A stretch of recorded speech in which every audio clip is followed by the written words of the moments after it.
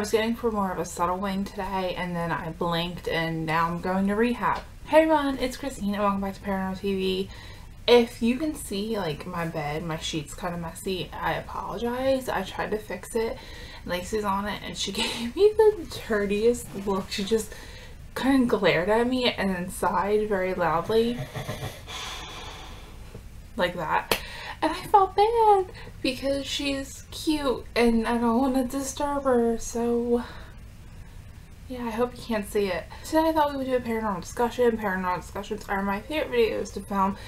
Well, aside from investigations are my favorite videos to film, but sit down, talk to you guys type videos. Paranormal discussions are my favorites. I think they're interesting. I think it's interesting to hear everyone's opinions. So if you have any opinions or thoughts or beliefs about the topics I'm going to be talking about in this video today, please leave them down in the comments. I really like to hear them, and if you have any interesting theories, I would like to even read them on my channel. So comment down below your thoughts. So I actually took some notes because I don't even have my phone organized. I took some notes because I have a few topics I want to talk about. Usually I only talk about one topic, but I want to do a few different ones today, put it all in one video and kind of have a decent length video because I felt like the things I wanted to talk about were kind of short and I didn't have a whole lot to say, so I compiled a few things. Oh, by the way guys, I made a Snapchat. If you want to follow me, my username, I don't even remember it, but it just popped up. Alright, so the first thing I want to talk about is that not everything is paranormal. There are people out there who believe everything is paranormal and they believe that wholeheartedly, and that's fine, but I personally think that there needs to be a little bit more proof to certain things. Some people don't need any proof and they go right off of their belief and they believe that it's paranormal, and that is okay with them. But I do believe that not everything is paranormal. If something weird happens, there could be a natural explanation behind that, and I think we should explore those things. Because not everything is paranormal, you should explore other options to be on the safe side, because if you just believed something was paranormal but you had a real problem going on that was not paranormal, that problem could affect you in other ways, and it's important to explore your options and kind of figure it out. So you should look for scientific reasoning behind certain things. For instance, if you have something going on with your electricity and you think it's a spirit but it's really an electrical problem, that is dangerous and you want to get that checked out. If you're having paranormal experiences and you really have high EMF that is explained through your wiring, your electronics, and it's affecting your everyday life, that's dangerous. High EMF is dangerous. High EMF can affect your nervous system, your skin, your eyes, etc., etc. So it is important to know the risks of high EMF. It's important to kind of have it checked out. When I got my EMF detector, the ghost meter, I used it to check out my house, so I knew where my high EMF points were and where they weren't, and I honestly thought that I was being affected by high EMF because in my house, my previous house, the only place where I could put the bed were two different walls, and both of those walls had high EMF, and I didn't feel that great living in that house. I never feel that great because I have Evans syndrome, but I noticed it was worse in there. If I slept over at my friend's house or my husband's house, now husband's house, he was my boyfriend at the time, I would notice I would feel better there, and then I would come home and I would sleep and I would notice I would get dizzier and I would get even more fatigue than I already felt. And I truly think that had something to do with high EMF, and fatigue and dizziness can be symptoms of high EMF. Or even rare occasions that people have been diagnosed with leukemia as a result of being exposed to high EMF. So situations like your electric being a little iffy, EMF, you might want to get that checked out by a professional just to make sure, and if they say there's nothing wrong, then you can kind of go ahead and be like, okay, maybe it is paranormal, maybe we should start looking at this. But I do think you should look for scientific explanations because of that reason. For instance, when I'm doing an investigation, if I hear a noise, my first thought is, who is there, what's around, I need to look. What possibly could have fell, what could have made something fall? Maybe something was in that direction that I heard that noise, and I like to explore that option. And if I look over and there's nobody there and there's nothing there and nothing could have fallen, I'm like, maybe that was paranormal.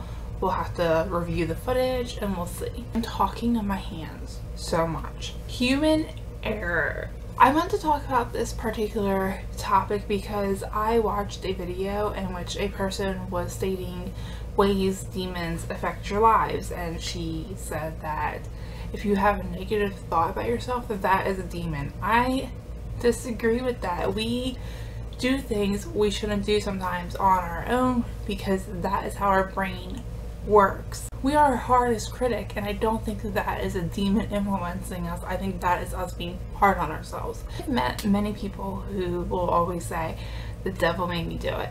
And that could just be an expression. A lot of people use it as an expression, but I have met people who truly believed that they were being influenced by a negative energy, and that isn't always the case in my opinion. I just think that we are human. We make mistakes, and sometimes we learn from those mistakes, and they're supposed to be made. So you can't always start and be like, okay, well, that mistake happened because a demon did it or a spirit did it or whatnot. Sometimes they happen to teach us a lesson. Sometimes they happen because something different was going to be in store for us, and that's okay. Alright, so I wanted to talk about showing cases where no evidence is captured. I think that this is very important. I think that if you're going through paranormal channels and you want to find one that is very much credible, this is your way to do so. I'm trying to think of like every video that I put where I was like kind of investigating. Let me look it up. Ghost hunting games is one of my playlists, and the ghost hunts, I call them ghost hunts and games because this is my last like professional investigations or a quick one in my room or something like that, whereas my the ghost files playlist, that is for more serious investigations. So ghost hunt in my house, I had some interesting results. I'm not gonna talk about that. Ghost hunt in my room, take 2.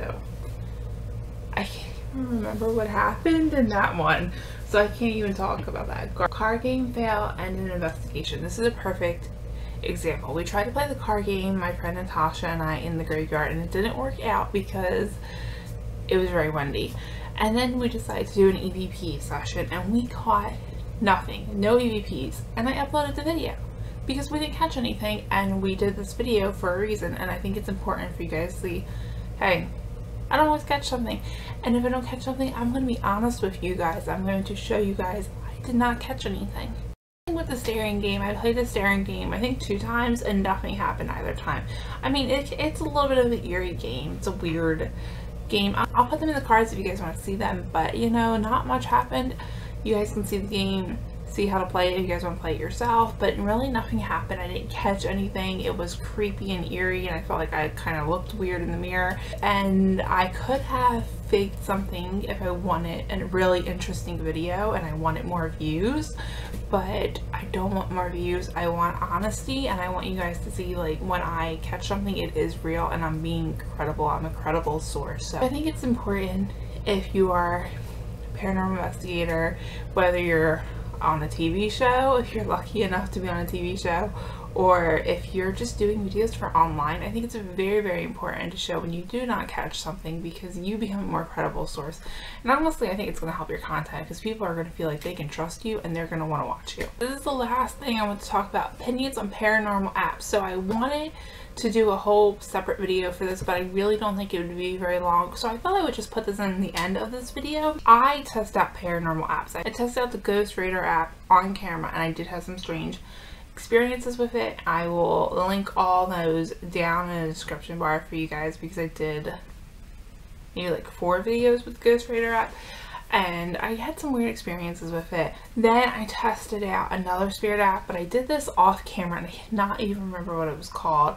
It was a long time ago, and I did not think that it did much of anything. I think it was BS and waste of time. I wish I could remember what it was called so I could tell you not to download it. It's a waste of your time, but I don't remember what it was called. And then I tried 2 spirit box apps, and I kind of like my spirit box apps. I use them on investigations. However, I do think that at times it could just be a radio coming through. But I think there's ways where you can tell when it's a spirit and when it's not. And I would suggest recording your session.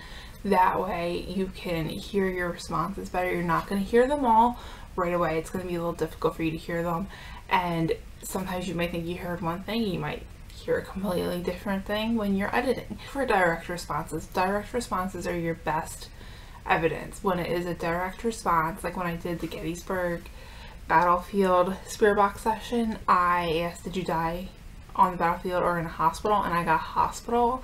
Things like that, those are direct responses to your questions, and those are going to kind of support the theory that something is paranormal. And it depends on the apps. I do think that these apps can be legit at times. You just kind of gotta use them, get a feel for how they work, and film you using them, because that may help you out a lot. You're really going to be able to understand better when you're filming it and listen to it back with earphones or making the volume louder through your editing software, because that way you will hear the responses a lot better, a lot clearer, and I think that is key when you're using these apps. Alright guys, I hope you enjoyed. Let me know what you thought about these topics down below. I love hearing your opinions. That's what these paranormal discussions are all about, getting everyone's opinions and learning from each other. So I hope you enjoyed, and I will see you in my next one. Bye.